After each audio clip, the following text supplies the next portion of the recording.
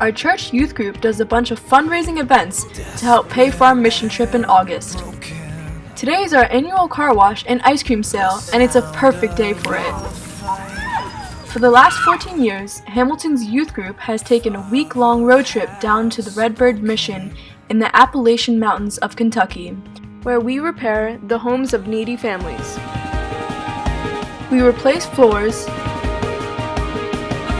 install new windows, build staircases, paint, and do whatever we can to help make life easier for the locals.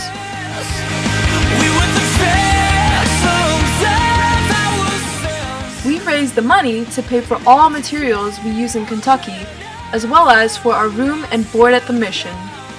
Our goal this year is to raise $10,000. It's a lot of work and a lot of fun.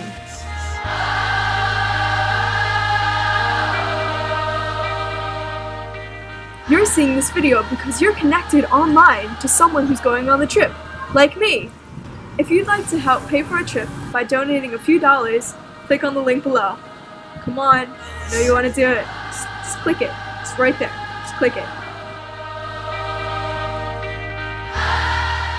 Every journey begins somewhere, and this year it's here in the parking lot of Hamilton United Methodist Church with our car wash.